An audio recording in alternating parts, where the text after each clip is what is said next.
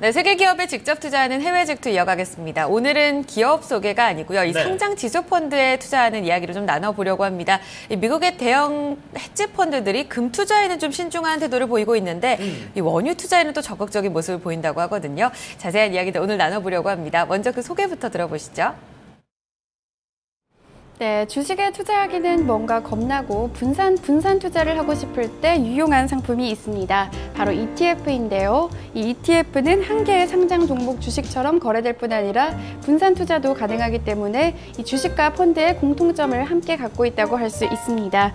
이 ETF는 다양한 종류가 참 많은데요. 오늘은 그중에서도 상품 ETF, 더 구체적으로 원유 ETF를 소개해 드리려고 합니다. 이 원유 ETF는 석유를 상품화시켜서 증권 거래소에 상장한 것인데요. 특히 이 원유 ETF들이 추종하는 벤치마크 가운데 WTI라고 불리는 서부 텍사스산 원유가 가장 유명합니다. 이 WTI 같은 경우에는 최근 국제유가 하락과 함께 급락세를 나타내고 있는데요. 이 지난해 6월부터 하락하기 시작해서 올해 봄에 잠깐 반등하나 싶더니 다시금 배럴당 40달러 선으로 떨어지면서 하락세가 이어지고 있습니다.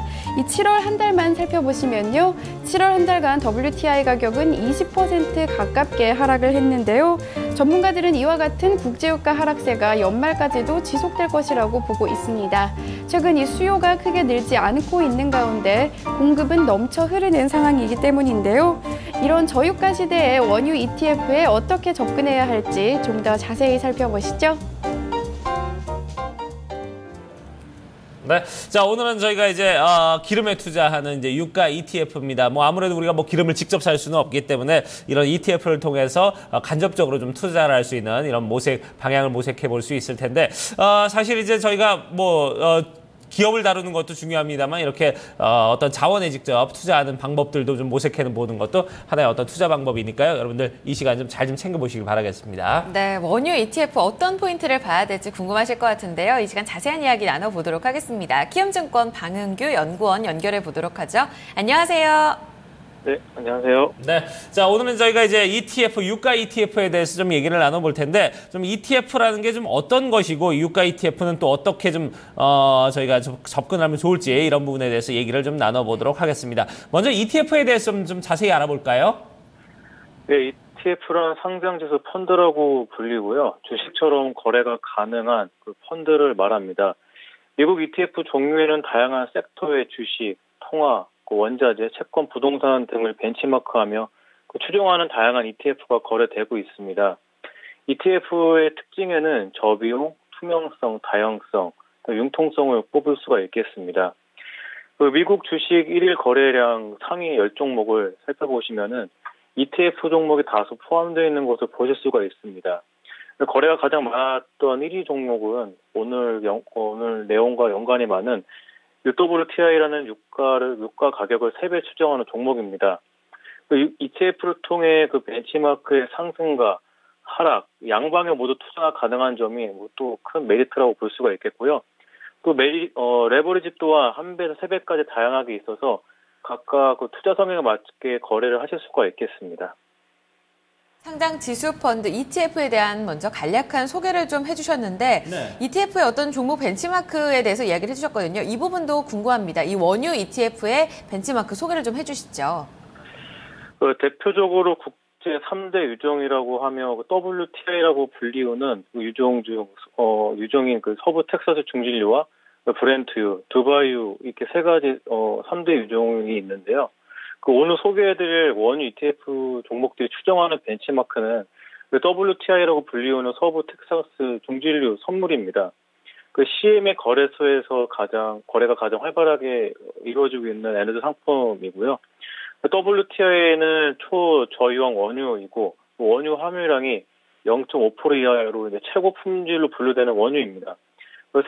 세계 유가의 기준이 되고 있고요. WTI는 국제 시장에는 거래가 안 되고 미국 내 소비만 허용하고 있습니다. 그러나 최근에는 늘어나는 원유 재고 때문에 일부 국가의 수출을 허용하기도 했습니다. 그다음에 최근 WTI의 3년간 동향을 간단하게 살펴보시면은 최근 1년 동안 강달러 현상과 함께 글로벌 경제 위기 여파로 WTI가 가파르게 하락하고 있는 모습을 보실 수가 있습니다. 강달러 현상뿐 아니라 이란의 핵 협상 타결, 중국의 증시 폭락, 그리스 사태 등의 악재가 종합 선물 세트처럼 터지면서 유가는 3년 내 최저점을 계속 경신하고 있는 상황입니다. 네. 유가 추이도 함께 좀 점검을 해주셨습니다. WTI가 지금 42달러 선까지 내려앉으면서 이런 부분들을 점검해 주셨고요. 또 대표적으로 국내 3대 유종이라고 해서 서부 텍사스 중진류, 브렌트유, 두바이유 이 세 가지 벤치마크도 소개를 해주셨습니다. 네. 자, 그러면 이제 지금 저희가 오늘 유가 ETF에 대해서 좀 얘기를 나누고 있는데 유가 ETF의 어떤 벤치마크의 동향 지금 어떻게 돌아가고 있는지 이 부분도 좀 짚어주시기 바랍니다. 최근 미국의 금리 인상이 임박했다는 기사들이 쏟아지고 있는데요. 지난달에 미 연준은 그 금리 인상 폭과 시기가 나와 있는 기밀 문서 유출되는 해프닝도 있었습니다. 그 내용이 상당히 구체적이었고 지난번 FOMC 성명회에서도 금리 인상에 대한 직접적인 언급 이야기는 없었지만 옐런 의장은 미국 경제 상황에 의구심을 품는 것에 대해 반박하면서 미국 경제는 금리 인상 시기를 늦출 만큼 열악하지 않다고 언급을 했습니다. 최근에 미국 주요 지표들의 성적이 엇갈리고 있긴 하지만 옐런 의장은 굉장히 긍정적으로 보고 있습니다. 또한 미 연준의 주요 연준 의장들도 금리 인상에 대한 발언들을 내놓고 있어 시장에서는 금리 인상이 곧 단행될 것이라고 예측하고 있습니다. 달러 인덱스 차트를 이제 보시면은 달러의 향방을 알려주는 그 달러 인덱스 차트인데요. 최근 그 상승폭은 완만하지만은 지속적으로 상승하고 있는 모습을 보여주고 있습니다. 달러의 가치가 상승하면서 투자금이 미국 달러에 집중되기 시작했고 유가, 금속 등의 원자재 가격의 하락을 부추기고 있습니다. 최근 금도 강달러 현상으로 폭락을 거듭하면서 이슈가 되고 있습니다. 최근 또한 중국 증시가 폭락하면서 빠져나온 자금이 미국 달러로 유입되고 있다는 소식도 전해져 오고 있고요. 신흥국에 몰려있는 투자금이 미국 달러로 유입되는 속도가 빨라지면서 강달러 현상이 지속되고 있습니다. 최근 중국이 위안화 평가 절하를 하면서 달러의 상승세가 조금 주춤하게 했지만 전문가들은 달러 인덱스의 상승세는 완만하지만 이전에 100을 재돌파할 것으로 예상하고 있고 이러한 추세는 유가 하락 압박을 가중시킬 것으로 보입니다. 그다음에 그 원유 공급 과잉 우려인데요. 그 원유 재고량은 감소 추세이지만은 미 원유 채굴 장비수가 4주 연속 증가하면서 공급 과잉 우려가 여전히 상존하고 있습니다. 그 메뉴 원유 재고량 발표가 있는데요. 최근엔 예상치가 잘 맞지 않아 신뢰도가 많이 떨어져 있습니다.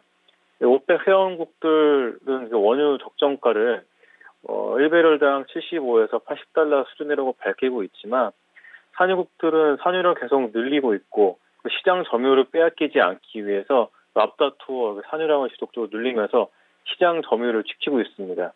산유국 회원들은 감산이 원유 가격 회복에 대한 직접적인 영향을 미치지 않을 것이라고 감산은 부정적인 입장을 보이고 있고요. 하지만 전문가들은 현재 유가의 가격이 회복하지 못하는 이유엔 미국 금리 인상과 더불어 늘어나는 산유량의 공급 과잉 우려가 겹치고 있다고 이야기하고 있습니다. 현재 추세대로 간다면 중장기적으로 유가가 반등하기는 어려울 것으로 판단하고 있습니다.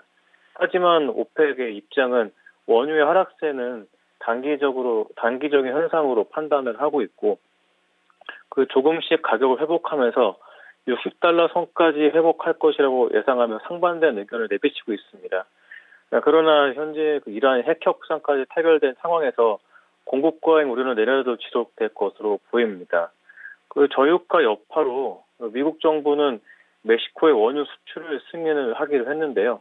시장 관계자들은 이번 원유 수출 승인으로 유가 상승에 도움을 줄 것으로 기대하고 있긴 하지만 얼마나 반등할지에는 의문을 갖게 하고 있습니다.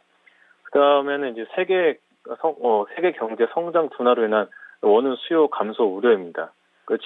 증시 폭락이 이어지면서 부진한 모습을 보이고 있는 중국 경제와 유로존의 그리스 사태로 인한 세계 경제의 침체에 대한 우려인데요.